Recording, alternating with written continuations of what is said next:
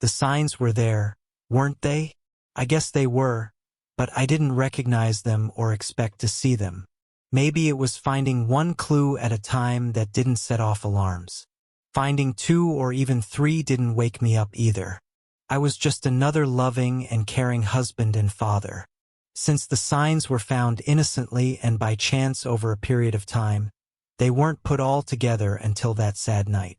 Our lives together were more or less like every other married couple's, I guess. We knew good times and bad times. There just wasn't a major problem that came to light or hit me in the face. My wife never told me there was a major issue, and she always told me if she had a problem. No, there was nothing wrong with our relationship, nothing wrong with our marriage, nothing wrong with my wife either. There was nothing going on that I saw. Damn it. Okay, call me dumb, call me unobservant or too trusting, whatever, but I didn't see it happen or notice a change or anything until it hit me right in the jaw. But now there were just so many things wrong, and as I put them all together, I knew we had the most major problem a couple could have, another person in our lives. I was going to confront her tonight when she got home. I was going to confront my wife of 8 years regarding the things I had accumulated as proof of her infidelity. I was sure this could only go badly and was scared. I was scared that what I was thinking and found was all true, and quite frankly, I loved her so much I was dying inside about what would happen when we talked. But I had no choice. I had to ask her what was going on and then wait for the hammer to fall. Maybe she would confess and beg me to stay with her.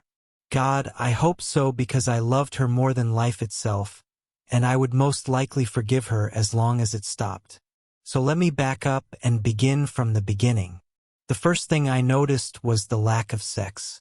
We went from 2 or 3 times a week to 2 or 3 times a month. This had been going on now for about 3 months. She told me she was just tired and work had been extremely hard with very long hours. I knew she was working more. Hell, we hadn't had a week alone for the past month. She was always being paged at the hospital. But it wasn't just the sex. It was the feeling of love and compassion that was missing also. She told me I was out of my mind and that it was my imagination. When we did have sex, it was usually conducted and controlled by her, and it was quicker than before. Now I'm not a porn star, most husbands aren't, but over the past 8 years we used to make love for at least an hour, maybe 2. Now it seemed like 20 minutes was all she was willing to give me. Then she would work hard, really hard, to make me climax as quickly as I could. I used to hold her and continue to make love to her for another half hour after intercourse, and sometimes that would lead us to do it again. Now when I rolled off of her, she got up immediately and went into the bathroom. I would hear her cleaning herself completely. When she got back in bed, she would lay there with her back to me. Things like that showed me she didn't have the affection she once had for me, so I tried harder, only to be rebuffed again and again. Lately, there has been no sex at all for maybe 3 weeks. The second clue was her temperament and attitude changed. She got pissed off at me much faster. Her kidding and kindness towards everyone, even the children, was greatly reduced. She was much more quick-tempered now than she had ever been before. The once nice and gentle woman had changed almost overnight to a woman I didn't recognize. Sometimes her attitude towards me especially was along the lines of, "Leave me alone," or, "I guess I have to put up with you again today." She would answer me with a simple "what" or "what now" or "I don't feel like it tonight." That brings me to the fateful night it all went to hell. I was home on time from work, and being Friday night, I knew we would be going out to dinner like we usually do on the weekends. She worked long hours, and neither of us felt like messing with food and dishes. As usual on the weekends, she had sent the kids to her mother's or my folks. Sometimes it was good and gave us time to be together, but now it only gave her a chance to yell and be pissed off at me with no kids around to keep her courteous at all. She would really tell me off, so I tried extra things like flowers and gifts. I had sent her flowers today. I saw them in the living room as I came into the house. Undoing my tie, I said, "Babe, I'm home. Are we going out to dinner tonight?" She said, "Come upstairs. I want you to see my new outfit." "Yes, we're going." She seemed okay. At least her voice didn't have vinegar or pepper in it. So far, so good. I would be as nice as I could, and maybe we could have a nice time together. I called back, "Right, I'll be right up." I said to myself, "Another new outfit? Christ, it's the 5th one this month." But no sex and bad moods from working too much. New outfits alone don't mean anything to a husband.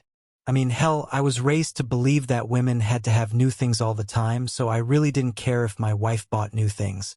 The world was made so women would shop, spend money, and buy stuff. It's what made the world go around, right? It especially didn't mean my wife was cheating on me. When I arrived in the doorway of our bedroom, Shirley was standing there modeling an extremely short dress. I mean 8 or 9 inches above the knee short. Her butt cheek was just covered by the bottom of the dress, and it was tight. I mean, anyone could see that she didn't have a thing on under it. Dark blue in color, the dress emphasized her lovely body. Hell, that was like saying the Super Bowl was just another football game. The first thing I could think of was she looked single, 25, and was going out clubbing with her girlfriends. I smiled and said, "Is that it?" She smiled and said, "Yep. How do I look, babe?" Now, Shirley looks good when she gets up in the morning after a hard night's partying and sex afterward. So here she was with her hair done, makeup on, and standing as she was slipping on the left high heel. As she did, she was bending backwards, which meant her body was arched and her hips were pushing outwards a little as she bent her knee up and used her hand to adjust the shoe. She looked hotter than the sand on the beaches of Cancun in August. Without thinking, I said, "Well, where are you going? Out with the girls clubbing? You look like a 23-year-old babe going out and looking to get some hot action." I was thinking she looked like the girl you see in every bar and dance hall. You know, there's always one who stands out and looks fantastic. But after saying what I did to her, I said to myself, "Oh, did that just come out of my mouth?" I meant it both as a compliment and like I was kidding her. At age 33, after 2 children, she still looks like she did before the kids in her early 20s. But Shirley took it completely wrong and told me she was sure there were lots of men out there who would think she was closer to 23 than 33, and that I sure didn't appreciate all the work it took for her to stay that way. She was actually mad, just like that. She jumped on me. Her attitude towards me was certainly different. I said, "Wait, Cheryl, you're getting upset for nothing. You asked me and I told you what I felt. You look great, baby. It's just that you don't usually wear those tight, short dresses. It's not that you can't wear them. It's that you haven't had one on in years." She said, "Well, get used to it, buddy, because I have decided to dress how I feel, and I feel like I'm 23. And thanks a hell of a lot. I was sure you would love to see me get all dressed up for tonight. I have worked hard to get my stomach back down to size 2 again, the same size I was in college. But no, of course not you. You think I look too old or too fat or something, and as usual, you make fun of me." I said, "Whoa, wait a minute. I was kidding with you. You look super, and your body looks as good now as it ever has, even better. But I just think that dress is a little too." I was looking for the right choice of words, short and tight, whatever, but she said it for me. Too sexy for an old married woman to wear out to eat dinner? Well, I'm not an old married woman, and I love the way I look. People at work told me I look fantastic. I said, "The people at work? You wore that to work? Jesus, Shirley." She put her hands on her hips and looked at me like I was the dumbest man on the face of the earth. Her hands on her hips made the dress rise up another inch. Hell, it seemed that every movement she made caused the dress to rise up a little more, and it didn't go back down either unless she pulled it down. She said, "Of course not. Are you crazy? I bought it while I was on lunch and then put it on and showed everyone just before I left to come home. I did it at work, and you know what? Not one person that saw me in it told me it wasn't a great outfit or that I didn't look great in it. Then my husband comes home and just criticizes it and me. I said, "The dress does look great on you, Shirley. If you were going clubbing and partying with the girls, looking for sex and single again, then I'd say if I saw you out, I would say, wow, you're dressed for sex. I know if I was a guy in a club, it would get my full attention if you walked past me." She said, "How dare you say I look like I'm dressed for sex? And you might as well not even think about that because you won't be getting any sex from the old married woman for quite some time. In fact, you have a good idea. Maybe I'll just call Judy, and we'll go clubbing since I'm dressed for sex." Judy was the single woman with a child, and Shirley went out with her once every other week or so for shopping, movies, or dinner. But she was always home by 11 p.m. So no problem, right? They were like sisters. Then she said, "Yes, maybe I should go clubbing. Judy has asked me to do that with her before when we go out. But since she's single and I'm not, I didn't go. Maybe I need a younger man to appreciate me, and I bet I would get some nice young guy to dance with me in this outfit." She ran her hands down the dress, straightening it and making sure I saw how it accentuated her body. Then she continued, "Maybe I'll meet a young man who appreciates the way I look, the time it takes to stay this way, and the effort I make to look like this. Yes, someone who cares about how I have taken care of myself. Maybe a guy who would love to see me dressed this way and will hold me tight while we dance." "You sure don't." I said, "What? I'm always telling you how good you look and how beautiful you are. I don't know where you get off saying these things. I have been married long enough now to know that whatever else I said from here on would only piss her off more. But I'm a man, damn it, and dumb as I am, I couldn't let it drop." Finally, after she stopped raving at me for what seemed like 5 minutes, I held up my hand. I walked right up to her and looked her in the eyes. I then realized that the heels she had on made us just about the same height now. I said, "Wait a second. Back the truck up, Shirley. You call me up to the bedroom as soon as I walk into the house. I've seen God knows how many new outfits these last 3 months on you. They all looked great. Did you hear me? I said great. I spelled it out. Then you asked me what I think of this one. It's the sexiest of all of them so far. Then when I try and kid with you about it, you get pissed off instantly. You get pissed off. Then when I try to explain I was kidding, you threaten me with going out and picking up some young guy dressed in that outfit that oozes sexuality, and you expect me to stand here and listen to you beat the hell out of me because I suggested, only after you asked, that the dress might be a little too short and too tight for you, a wife and mother of 2 who looks great anyway but maybe shouldn't be trying to look 20 again, at least not all the time. What's wrong with this picture? You asked. I answered, it seems I can't win either way here. She just looked at me and sighed as she adjusted her stocking, and I knew she wasn't wearing anything under the dress now for certain. No bra, no panties, only the thigh-high stockings. I said, look, Shirley, you look fantastic, and you don't need a dress like that to prove it. As long as we're together, you can wear anything you want, but I just don't want you to wear something that tight, that short, out with Judy. Only when you're with me, could only bring trouble. But let's not fight about it. Come on. I just got home from work, and I want the weekend to go well for us. It's the first one in a while where you haven't had something to do or been called away to work.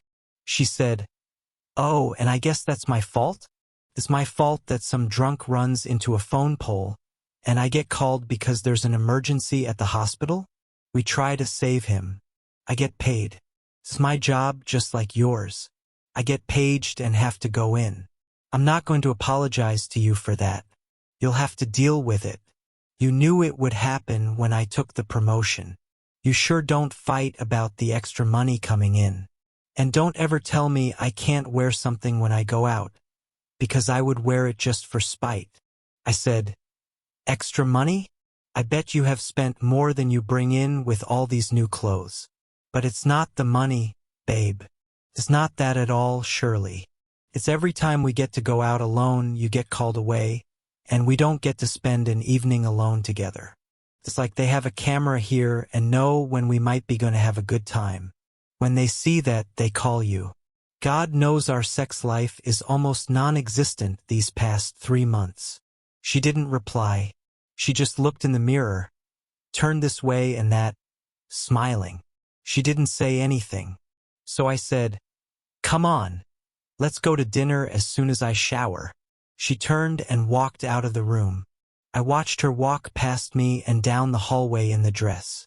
I stood there and said to myself, "Welcome home.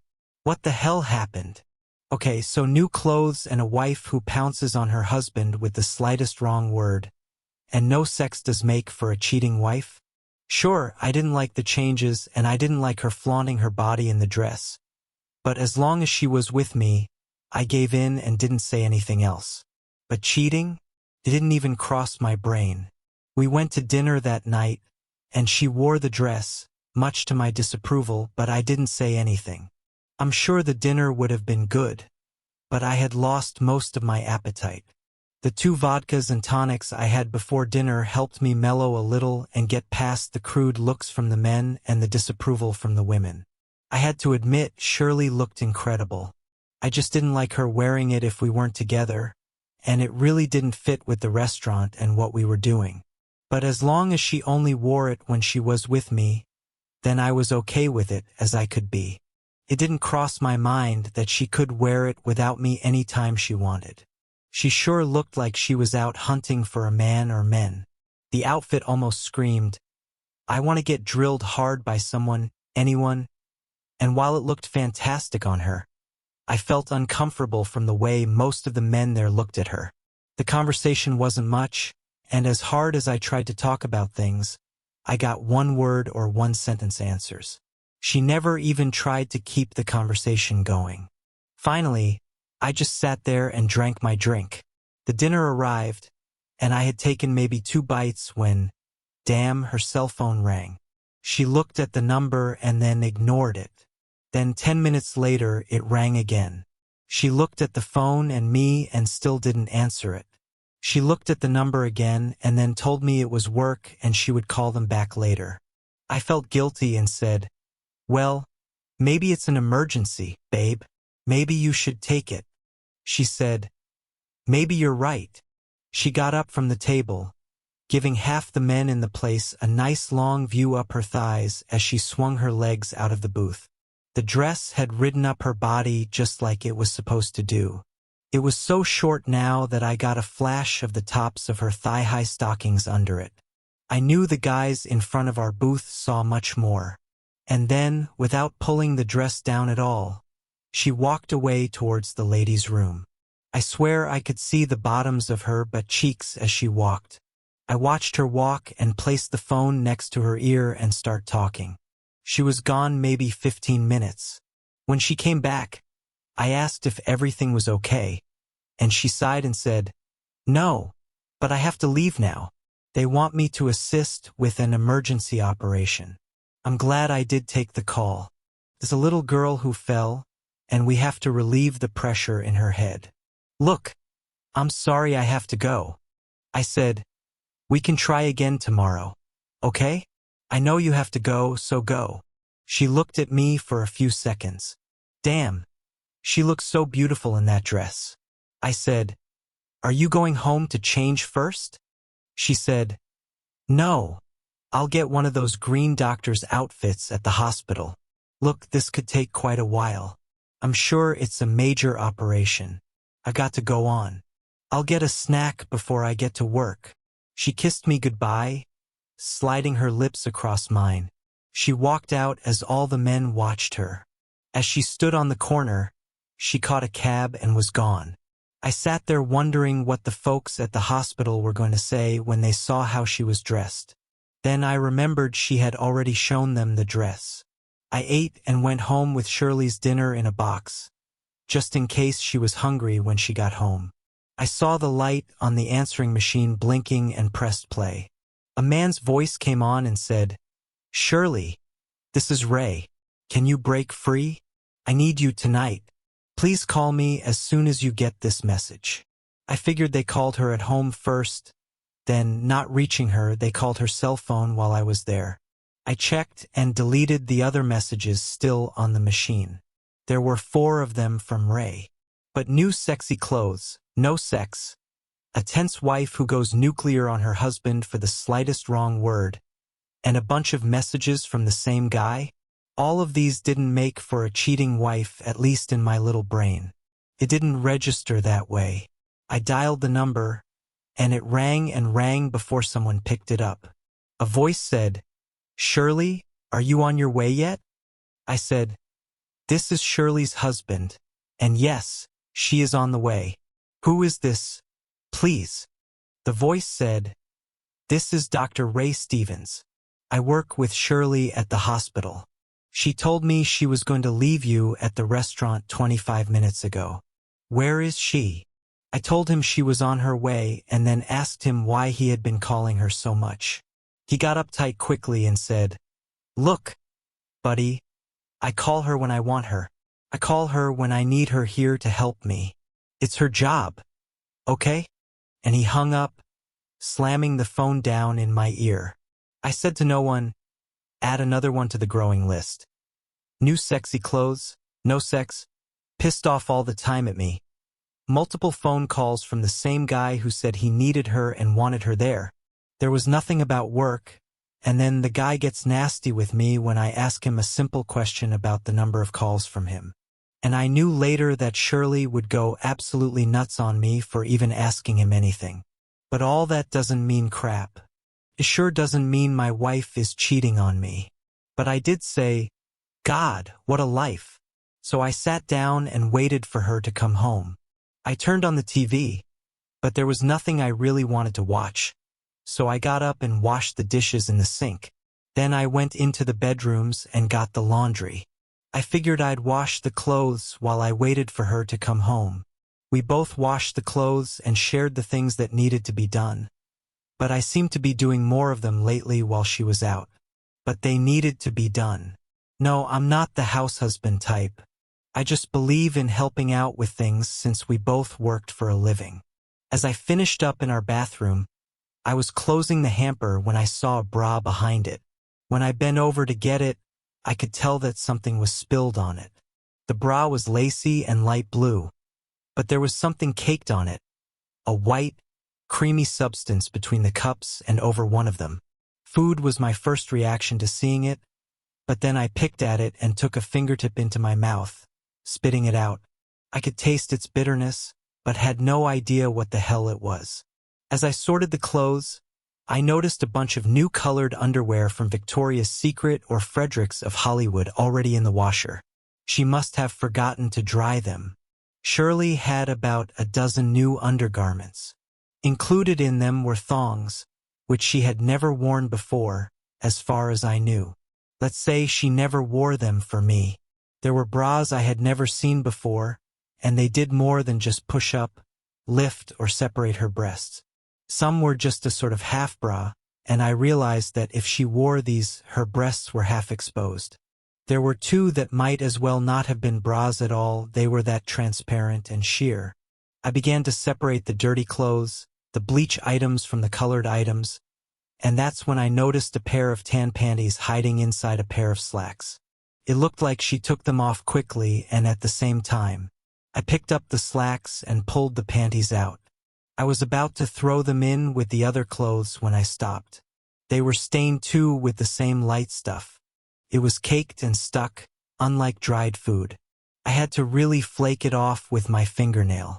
The panties had it all between the leg openings on the inside. I was puzzled as I looked at them.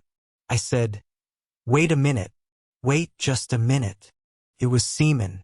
Jesus Christ, there was cum on one of the new sexy bras and in her panties. I was yelling to no one, "What the hell, Shirley?"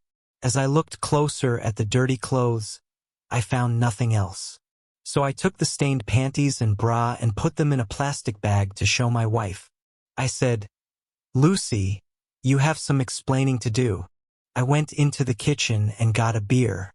My brain was racing now, reviewing all the things that had been going on with Shirley and me. I wrote them down. New sexy clothes, nasty attitude towards me, no sex, phone calls from the same guy, and now new underwear with semen stains on some of them. Does this mean she is cheating? Hell yes. But I need more information. I called the hospital and asked for Shirley. The lady told me, I think she's gone. Left around 9 p.m. Please hold on a minute. I said, 9 p.m.? That was 30 minutes ago. She should be here now or very soon. There was no one on the other end. I was on hold when the lady came back. She said, yes, sir. She left at 9 p.m., but she was taking a couple of people home. They were going to stop off for a drink and some dinner first. She said if her husband called to tell him she would be late and not to wait up. Is this he? I told the lady yes and thanked her. Knowing how she was dressed made me very upset. She should have known better than to wear that type of outfit if she was on call. This would be the 5th weekend in a 2-month period that something like this had happened. We would be someplace and she would get paged and have to leave. I was mad as hell now and decided to check out the rest of Shirley's things. The panties and bra I was going to take to a lab and have a friend run a test to see what was on them for sure, and if it was semen, I would ask him to also run a DNA test for me. Again, I added the late dinner with some friends to the ever-growing list of things we would talk about later on. Now to check out Shirley's stuff first. The closet where her clothes were hanging. Shirley had the big closet. It was a walk-in. I went over her things and found 2 blouses that had buttons off and little holes where the buttons used to be. I could only imagine the buttons were ripped off. Maybe Dr. Ray did that when he was in a hurry to open it up and couldn't wait for her to get undressed. I found 1 pair of slacks ripped in the back on the seam around her hips. There were a couple of other items that were ripped too. It was like someone was trying to get them off too fast, or they were being pulled and stretched. But the thing that really was the icing on the cake for me was the new things in the back of the closet. When I took the last one of the low-cut outfits out and held it up, I smelled something sweet. Placing it to my nose, I inhaled deeply and knew what it was. The odor of aftershave cologne, and it wasn't my type. All these clothes were new and had been worn maybe once. They were very erotic looking, just like the dress she had on tonight. There were a few other things that had different odors on them, none that I recognized. There was a group of clothes I had never seen before in plastic bags from the store where she had purchased them or fresh from the cleaners. They still had sales slips or cleaning tags on them. As I checked the cleaning bags, I could see that they were taken in either on Saturday mornings or Monday afternoons and picked up on Wednesdays. I recorded the information and compared it with the dates I remembered when Shirley was paged while we were out. They matched up with the time periods when Shirley was out with her girlfriend Judy. 3 months' worth of cleaning and new clothes coincided with her being paged by her new boss or since she had been going out with Judy. More I said aloud. I left the clothes and took a shot, then checked the calendar on the PC which belonged to Shirley. Not much to go on. Just letters PF and RS or Meet Judy on different dates for the past 3 months. What the hell was I thinking? If she was cheating, she sure wouldn't leave that sort of information around on her PC. But RS could indicate Dr. Ray Stevens. The dates were right. There was nothing else but deleted emails from the Reynolds company. Who did we know that worked there? Judy. I tried to get into the actual emails, but they had password protection. That made me wonder why so much security. I realized I would have to be as clever or more so than she was in order to get all the proof I wanted. I wanted to be 100% certain, plus I still did not have any hard proof that my wife was actually cheating on me. I guess my married brain wasn't working as quickly as my business brain. It was hard to believe that my wife, the mother of my 2 children, was screwing around with a guy named RS. And PF? Who or what the hell was PF? I went to the kitchen and got a beer. Then I sat on the steps that went to the garage and said, let's see. New clothes and underwear. Attitude towards husband changed drastically. Phone calls from the same guy, nasty voice and hanging up, panties and bra stained with something that looked very much like semen, aftershave on a blouse that didn't belong to me. Was that what I had gathered so far as proof? Yes. Was it enough to confront her? I didn't know. Was it enough to go see a lawyer? Yes. Did I want that? I didn't know. I was frustrated, mad, and starting to get very sad. Did this mean my wife was cheating on me? I was getting sicker in my stomach as the clues built towards a yes answer. Then, as I emptied the trash out of the bathroom, I saw 2 empty douche bottles. It looked like she had used 2 of them in a short period of time, since the trash had been emptied last, maybe 2 weeks ago. I held on to them and put them in the same place I had all the other things. I took the trash out and dumped it into the big trash in the garage. As I dumped it, I saw a pack of matches from the Flamingo Bar and Grill already in the trash can. There was a bright pink flamingo on the cover, which was all black. I knew I had never been to that place, so they must have come from Shirley. Looking further now at the bills and receipts file, I found the following information. Credit card statements and receipts showing a charge for a hotel. They must have stayed there on the night she was supposedly going to the movies with Judy. Funny, it looks like she never did go out with Judy. Judy was just a cover, and I knew Judy would cover for her best friend. I was sure I would get no help from her. Then, as I was about to close the desk, I saw a piece of paper on the bottom of the file. It was a gas receipt from a station out by that hotel. I had a receipt for proof she was out there. No doubt that she had spent more than one time with him now, but there were receipts for only 2 or 3 nights. If she had been cheating on me for 3 months, where did she go the rest of the time she was with him? Unknown yet. While I was out in the garage, I decided to check my wife's car too. I looked under all the seats and the dashboard. There was nothing. Then I popped the hood and trunk. As I was checking out the trunk, I dropped my damn flashlight, and it rolled to the back of the trunk and stayed there. Of course, it was that sort of night. I had to actually climb into the trunk about halfway to get it back out.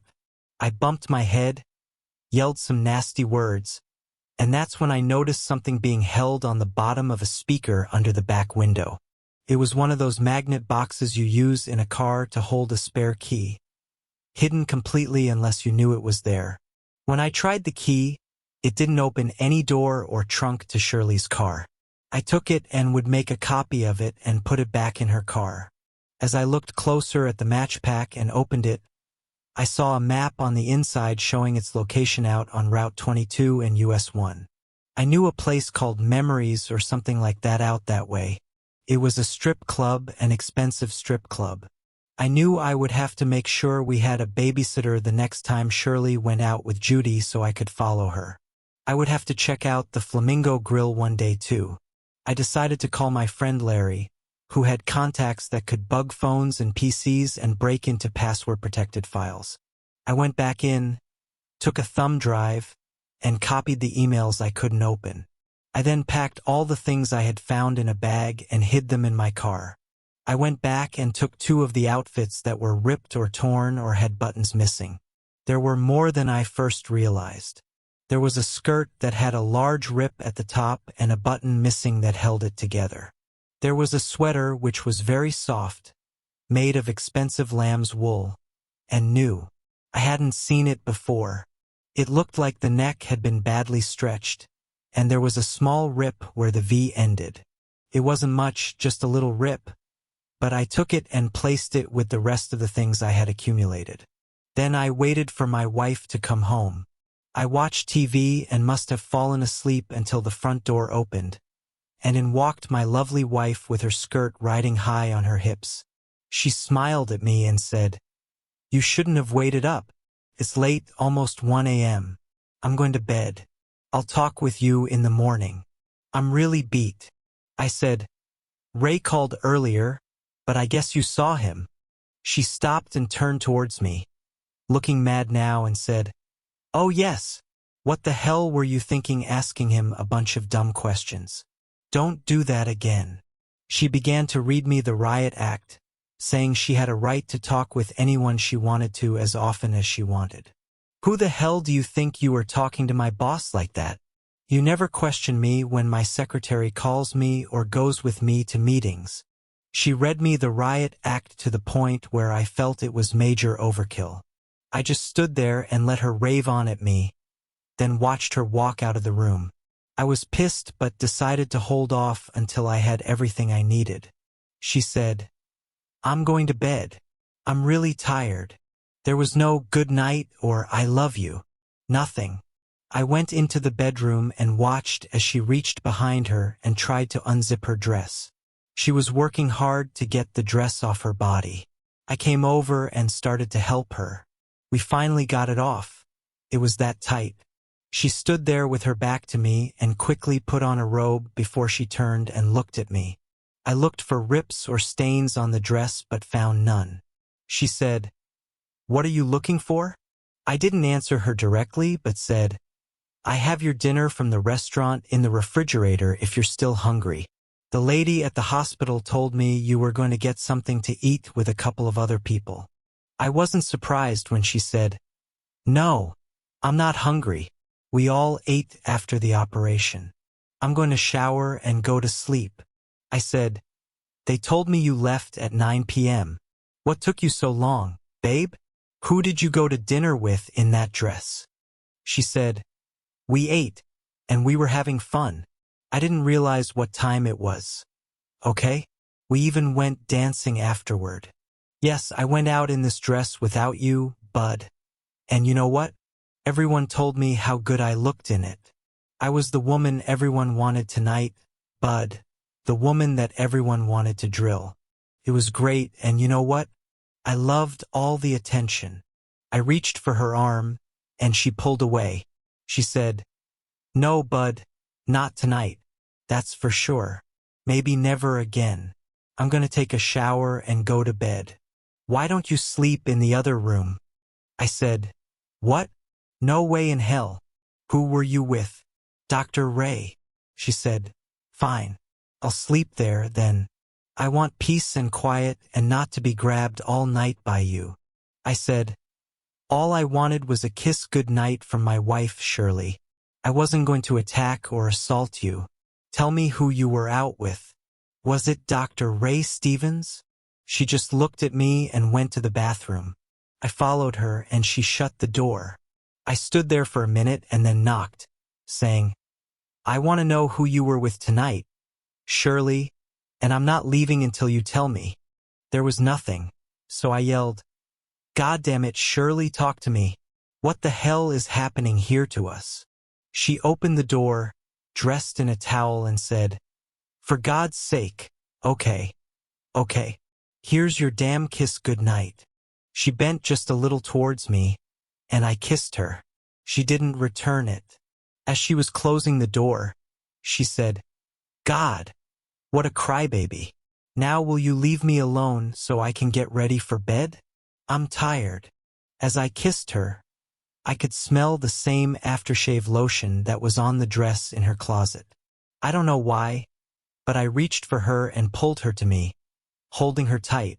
She held on to the towel and said, "Let me go. I want to shower and go to bed. Let go of me, damn you." I realized she wasn't moving at all and was turning her head, avoiding my attempts to kiss her again. She was just standing there while I kissed her cheek and neck. She didn't move. Her face showed a look of hate, and there was no love in her eyes at all, only sadness.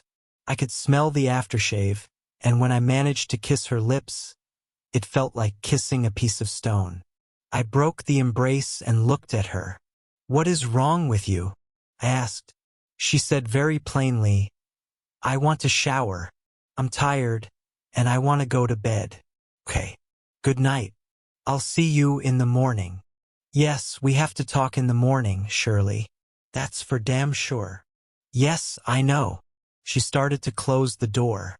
"What does that mean, you know?" I said. "You know what, Shirley?" I pushed the door open. "No, not now. All I want is to shower and go to bed. Now works for me." Come on, let's talk.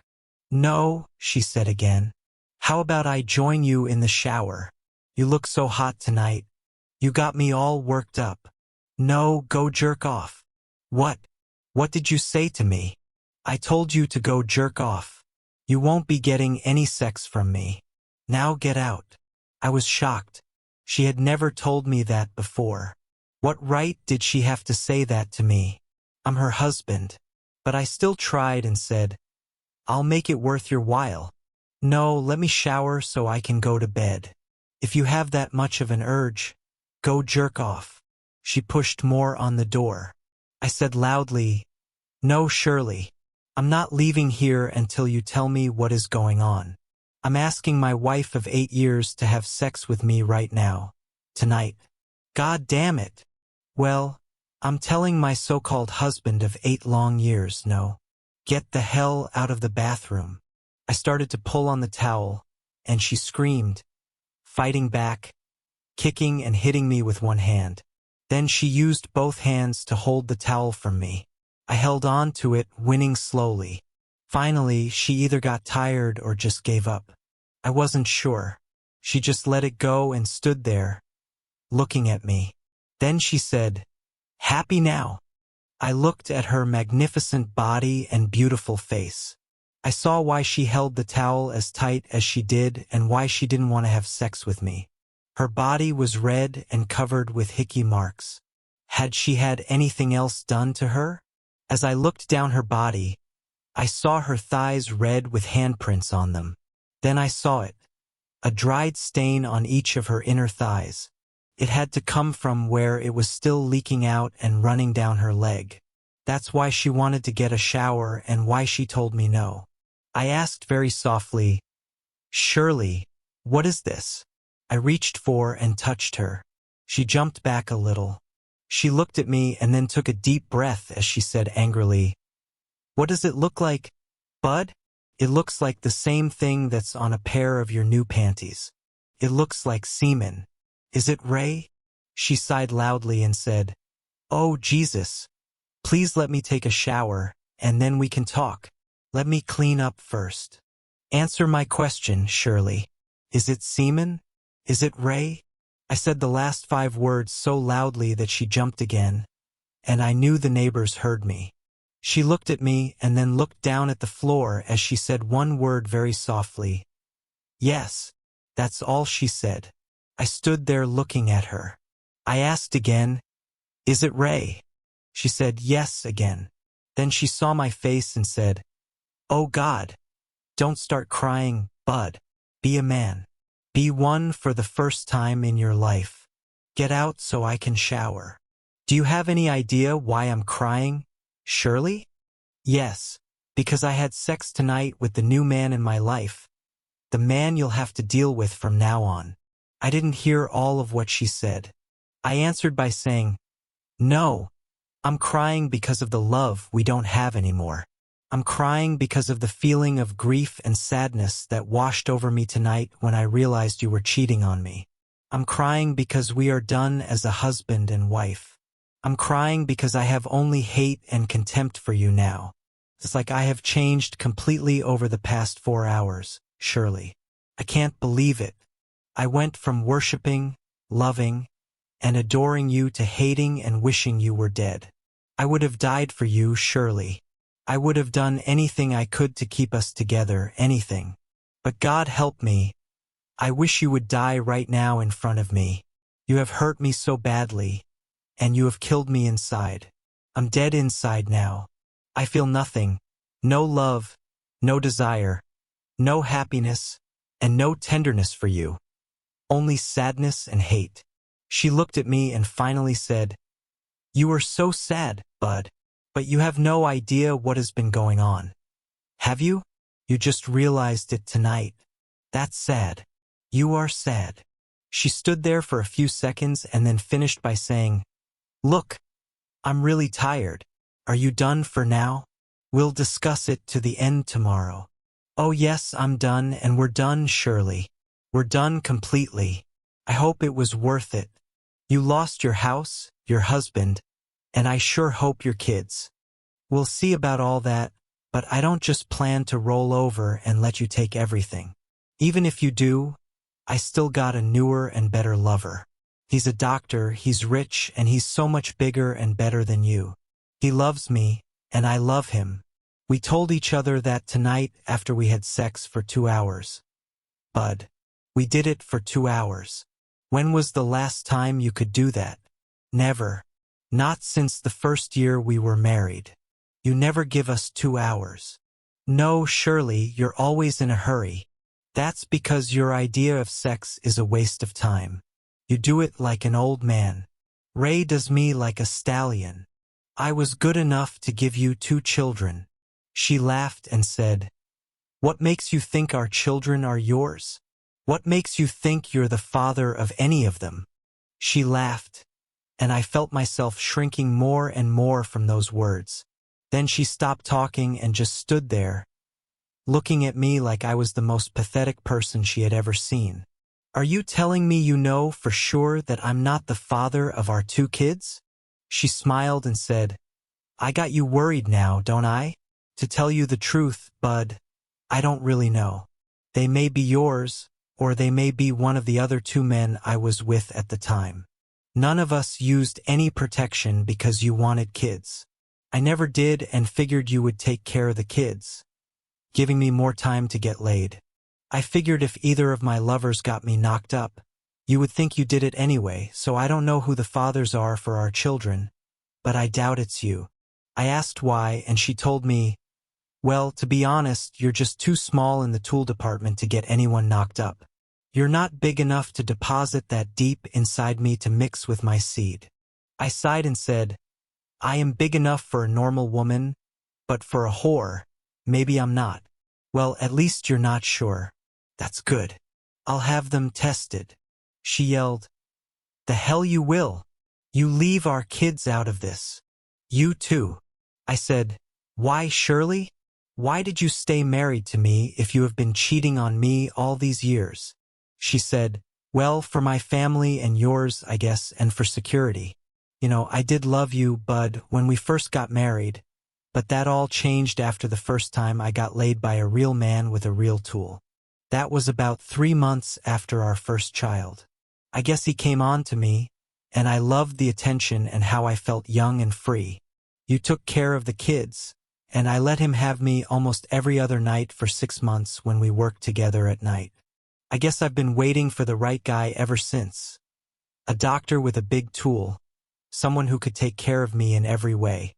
I wanted more out of life than a small tool husband and 2 kids.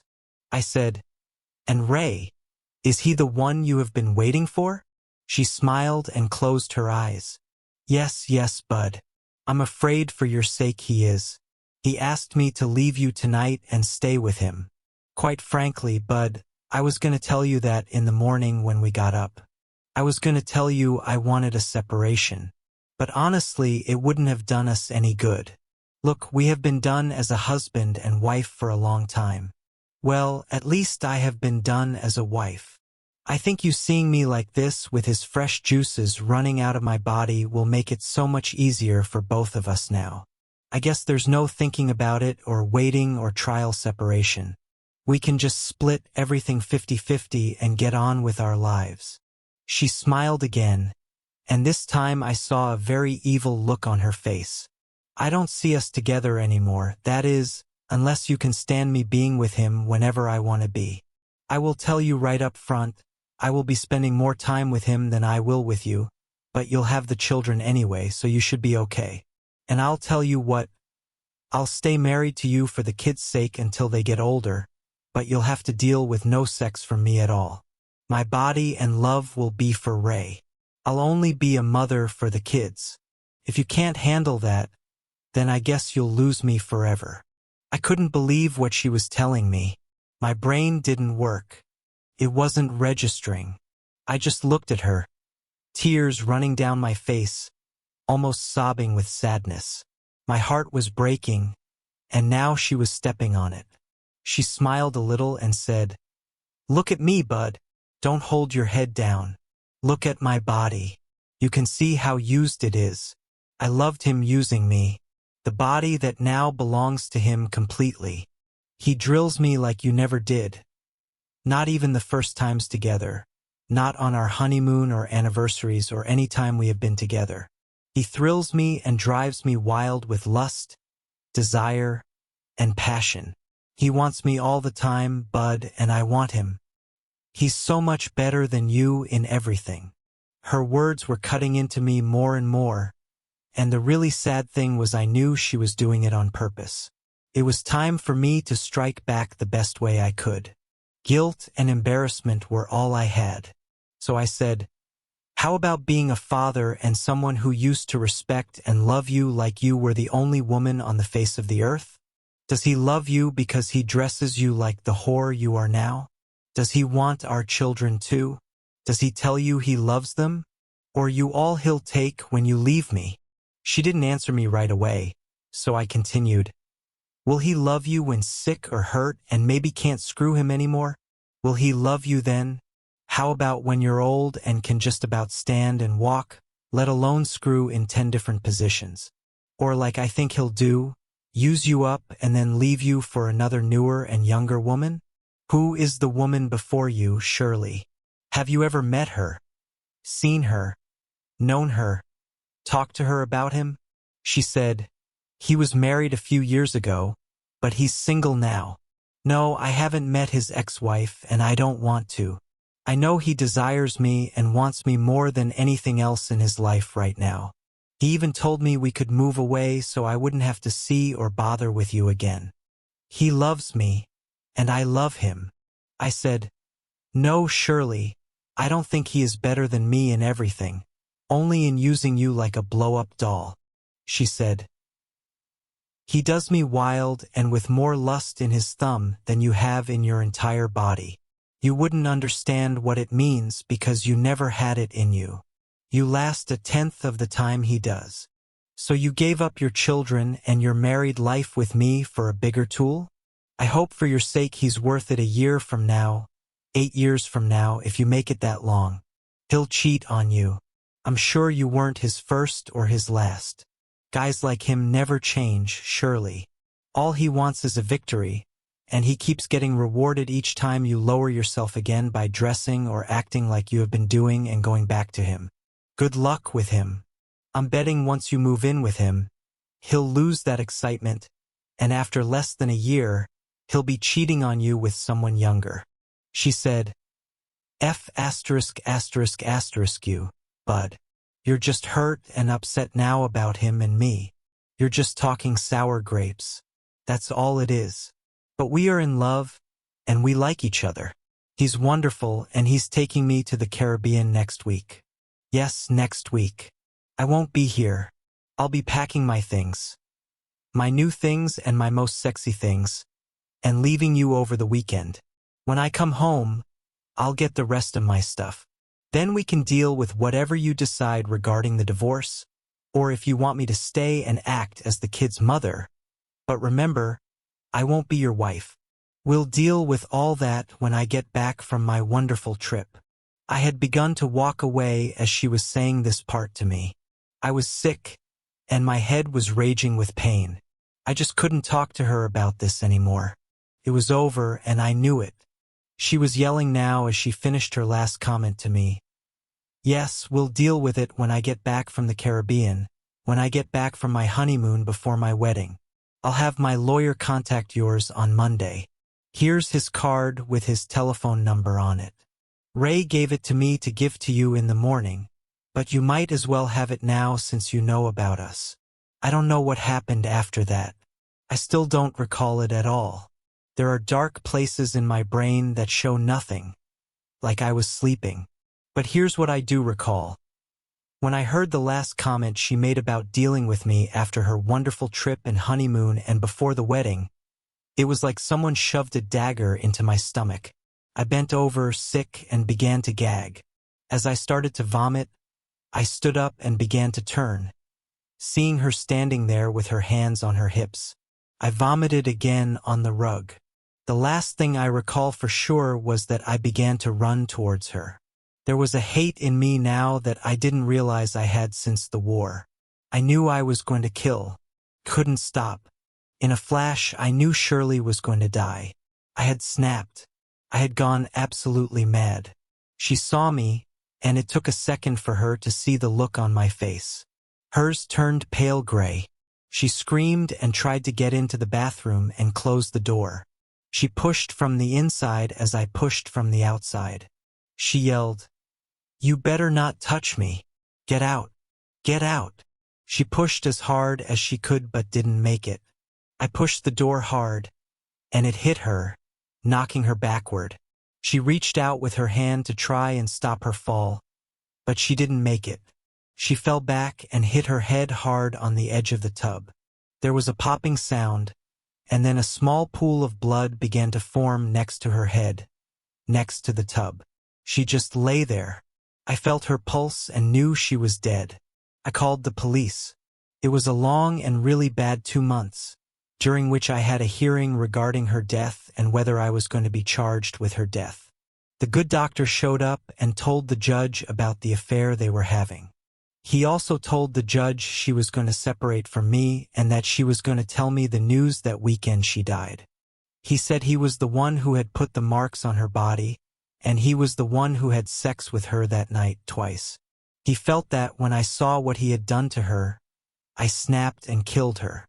When it was my turn, I told the judge I didn't know anything about the affair until I saw my wife's body lying there.